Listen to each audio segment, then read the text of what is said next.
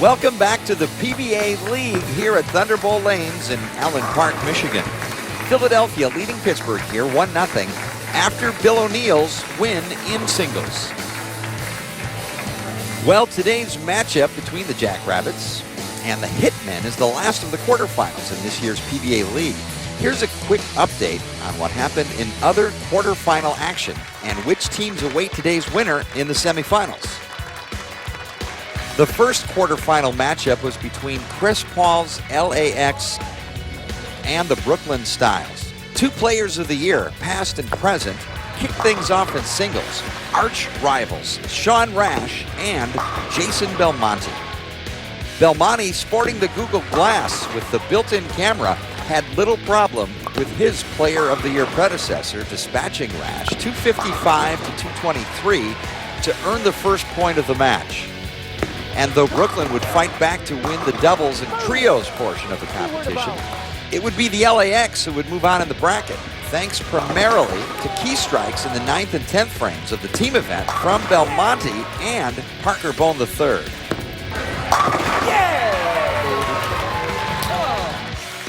The next quarterfinal featured a rematch between last season's top two teams, Billie Jean King's New York City WTT Kingpins and the team they beat for the 2013 Elias Cup, Jerome Bettis's Motown Muscle.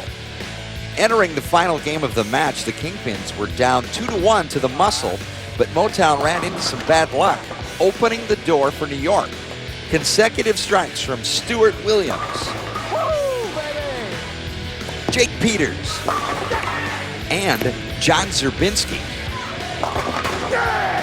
Own it, baby! Boom!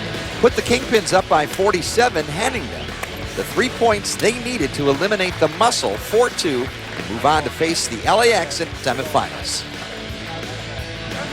Chris Hardwick's Silver Lake Atom Splitters and Terrell Owens' Dallas Strikers met up in quarterfinal number 3, but the Strikers weren't much of a threat to the Splitters, who are the favorites to win this year's Elias Cup. The Strikers seemed doomed from the start, with Norm Duke replacing himself with Rhino Page in singles after being throttled by Chris Barnes. And the Strikers looked to be the losers in doubles as well. A strike from Brian Smith in the 10th would hand them the day's second defeat. Strike is a winner, 9's a tie, 8's a loser. 8 is a loser, and this match is even at 1-1. And though the Strikers would end up winning doubles, they were no match for the Atom Splitters in trios. It would seemingly take a miracle for them to beat the Splitters in the day's 5-on-5 team finale.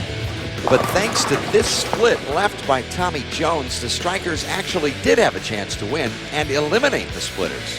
All anchorman Rhino Page had to do was strike out in the 10th frame. Well, how about 3 for the win, 10th frame.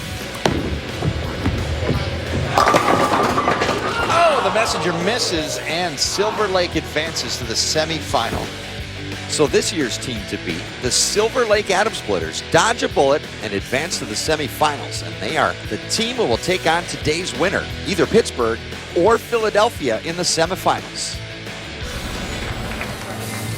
Stay logged on to PBA.com for all the latest PBA news, tournament results, player updates, fan promotions. Right now, the PBA is teaming with Barbasol to allow fans to post a pose of their own strike celebrations for a chance to win some great prizes from the PBA and Barbasol. Head to PBA.com and click on the Strike a Pose link to learn more.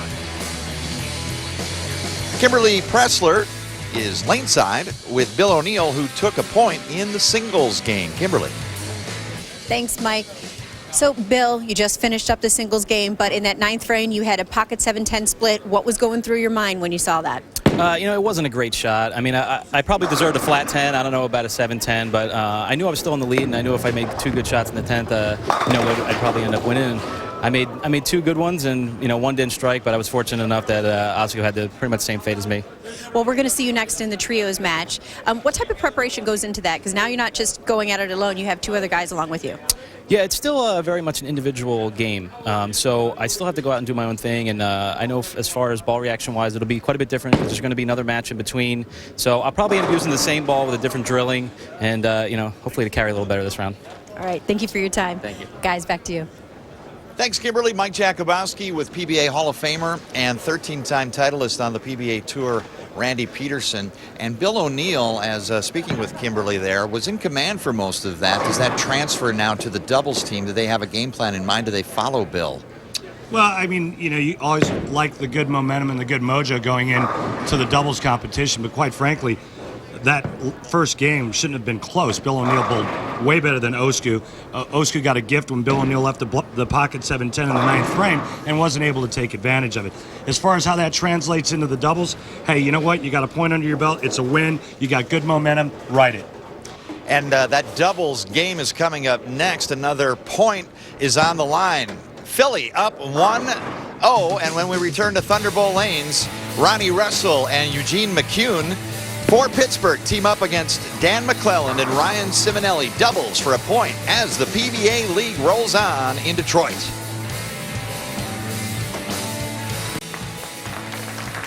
PBA League, Pittsburgh Jackrabbits and the Philadelphia Hitmen. Philly up 1-0, time for doubles, alternate shot. And Ronnie Russell will get things started for the Pittsburgh Jackrabbits, managed by Tim Mack. He's 42, three-time World Amateur Bowler of the Year. 66 international titles on 5 continents as an amateur, member of Team USA back in 2003, and a 2-sport star playing football for Joe Paterno at Penn State. I've actually worked with Tim Mack before on my game. He gave me some help, about 6 months ago, and Timmy's a great coach, a great bowler, a great bowling mind. Ronnie Russell steps up for Pittsburgh and shakes the rack for a strike. Pittsburgh on the board. That lane's a little bit tighter for me, so.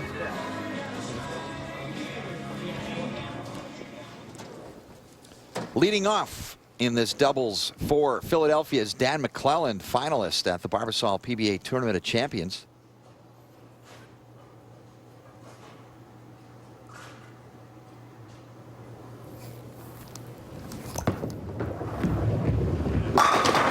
Smooth stroke for a strike. Go, baby. And here is the format for our alternate shot doubles game, also known as Scotch doubles. The 2 players on each team alternate shots all the way through the game. If player 1 fails to strike, then player 2 shoots the spare. And if player 1 does strike, then player 2 gets a fresh rack on the next shot. Up now, Ryan Simonelli for Philly, a strike apiece here in doubles. Philly up 1-0 in the match. All strikes. Powerful shot from the left side for Simonelli. One of the most powerful guys on tour with one hand. Ryan Simonelli brings a lot of power and a lot of heat.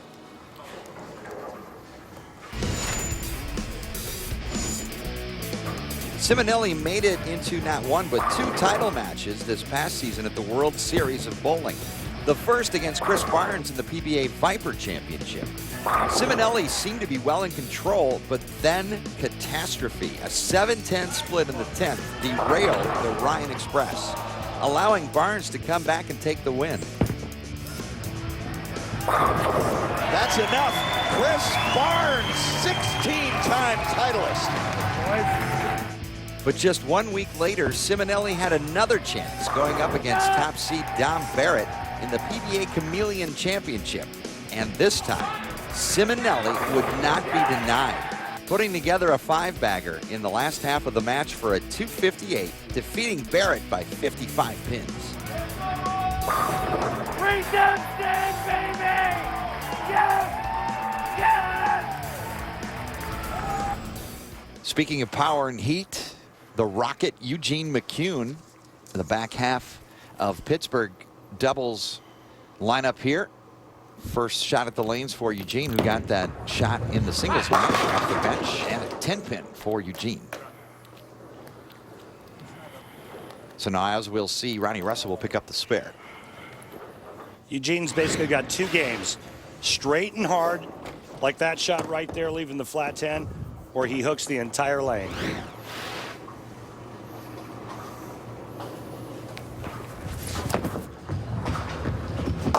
Ronnie Russell cleans up the spare for Pittsburgh.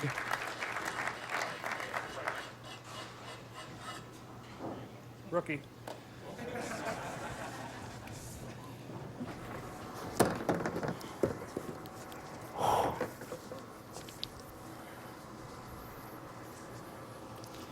Talking about this straight hard shot, Eugene has won back-to-back titles on Cheetah, the shortest pattern. Here we go. Yeah! Come on! Let's go! Can I get one? Now this time he gets the messenger to come across and get the 10-pin. That's a nice thing to see when you're bowling doubles, singles, or anytime you're bowling. McClelland up for Philly on the first 2 strikes, and he rings the 10-pin. Wow. Seen a lot of 10-pins in a game and a half, and that was a pretty good shot by Danny Mack.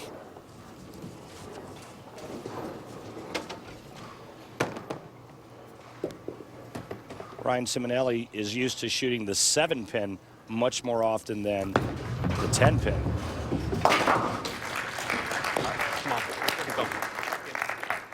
Spare pickup for Simonelli, hands the baton back to Dan McClelland, who bowled collegiately at Saginaw Valley State, was a member of the Collegiate National Championship team there over the 5-6 season.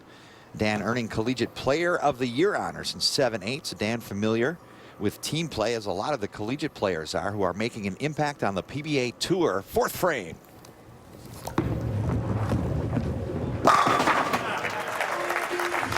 Dan McClelland is a solid player out on this tour. We saw him a few weeks ago at the Tournament of Champions, and it's just a matter of time before Dan McClelland wins a singles event out here. Ronnie Russell bowled collegiately for Vincennes University back in 2002 and 3. First team All-American there.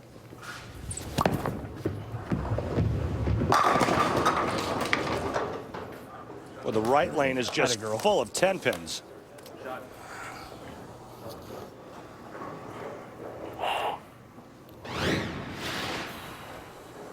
Six spin goes around the 10, and the 10 is still there.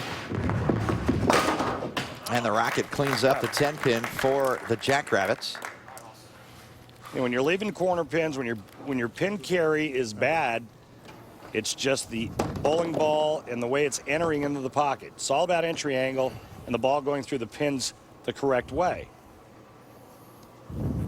Russell's first singles title out on the PBA Tour came overseas at the Brunswick Euro Challenge, which qualified him for the Tournament of Champions the very next week in his hometown of Indianapolis. 5th frame.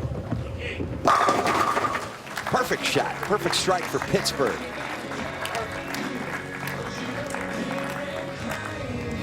No 10-pin? Pop. That lane in the mid lane picks up, so I just got softer with it, and it actually didn't pick up the right way. I think I can go ahead and just move one left and crush on it. Simonelli up, Randy, a chance to examine where the power is generated from this left-hander. 10. Generated in his downswing. When his elbow starts to bend and his wrist starts to cup, then it straightens out at the point of release. It's like throwing a yo-yo. When he gets full extension at the bottom, you can see that there's the cup, and then he just snaps it right off the end of his wrist. So the faster he snaps his hand open at release, the more revolutions he puts on it. And that's a great tip for anybody. Dan McClelland does the same thing. Watch the swing, watch the elbow, watch the wrist. Smooth stroke and nice shot for Philly. And we've got strings of strikes operating. Philly up a point, and action continues in doubles. Russell McCune putting some strikes together, as well as Simonelli and McClelland. More doubles coming from Thunderbolt Lanes. Competition continues. This is the quarterfinal matchup between the Philadelphia Hitmen and the Pittsburgh Jackrabbits. Philly up 1-0. And let's meet the owner of the Hitmen, none other than actor and comedian Kevin Hart. Hart's currently one of the hottest names in entertainment. You see just some of his career highlights there, including starring roles in the movies Ride Along and Grudge Match, as well as About Last Night. And Hart has stolen a few scenes on the lanes as well, appearing 2 straight years at the Chris Paul PBA Celebrity All-Star Invitational. where he showed that he's not only funny, but a serious competitor as well. After defeating Chris Paul and Jason Belmonte, as well as Lamar Woodley and Oscar Palermo in the semis, Hart and partner Bill O'Neill nearly won the 2013 event, losing by just 3 pins in the final match to Chris Hardwick and Chris Barnes.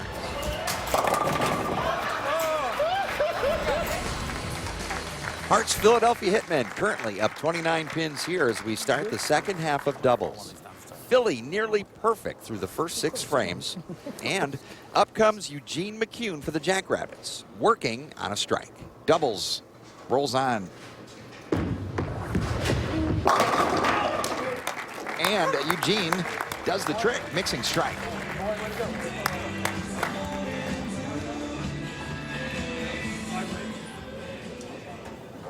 You won't.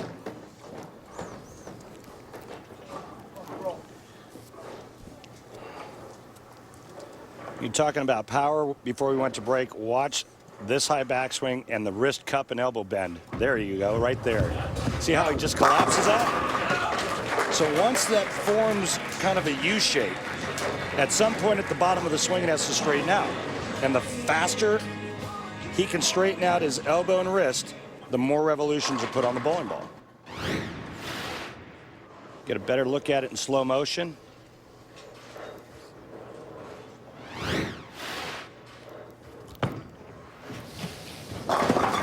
Simonelli explodes the rack, and the strikes are flying fast and furious.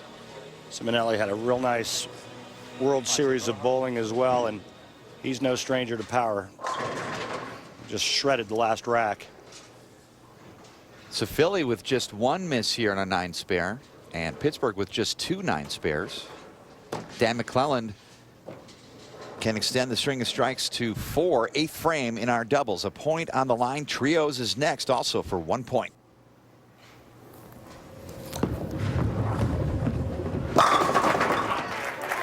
And just a huge advantage when the teams are striking, because you get to stay on the same lane shot after shot.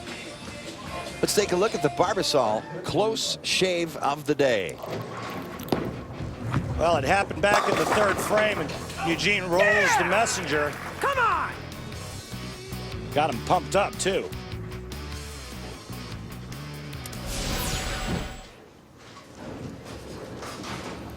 Trying to keep pace with Philly, and he does it again.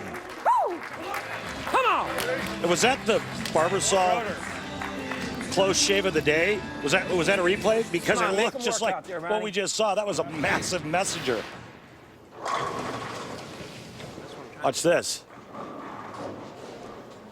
Oh, that was much faster. Yeah! Woo!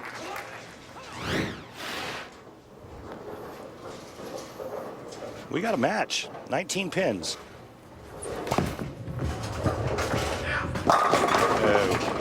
You can see that ball just kind of run out of gas when it got to the 1-3 pocket. Just gave a dig to the Philadelphia Hitmen manager, Jason Couch.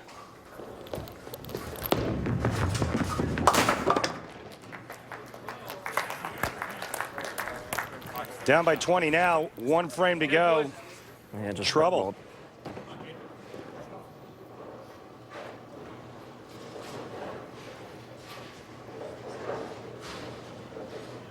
Ninth frame now for Philadelphia. Drives it back. Wow. Just a lot of power with McClelland and Ryan Simonelli from both sides of the lane. They now have a 6-bagger. They can finish this off and shoot 279. The best the Jackrabbits can shoot 239. Oh boy.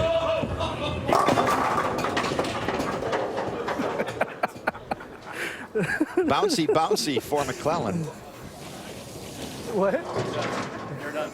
You, sir, sit down. Jason Couch just told McClelland to sit down. Watch this ball bounce. Like he loses it in the downswing. It actually hit the floor before it came out of his hand.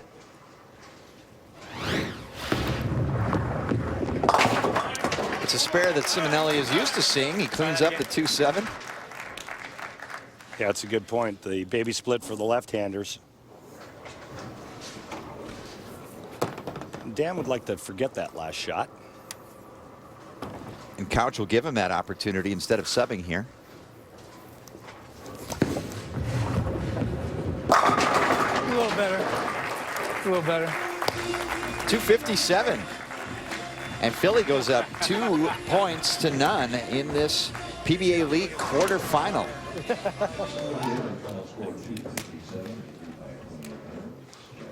Patrick Allen coming in as a sub. Got Trios next. He's got to get a shot or two in.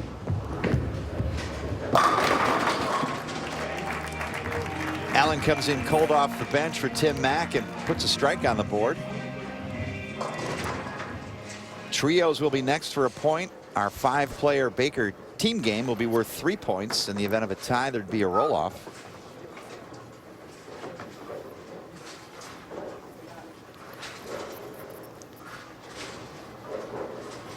Eugene trying to put a strike on the board here to give PA another crack on the football in the 10th. And that will happen. So PA will get 2 cracks here.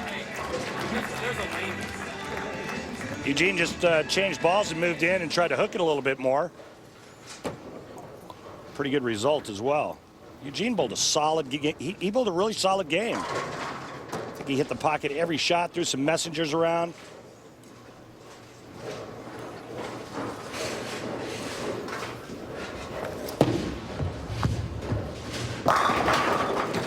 So Allen, couple strikes off the bench. Tim Mack using the time to prepare for Trios. We saw a lot of 10 pins in the first 2 games. When we come back, we're going to talk about the difference between a weak 10 and a ringing 10. Stay with us.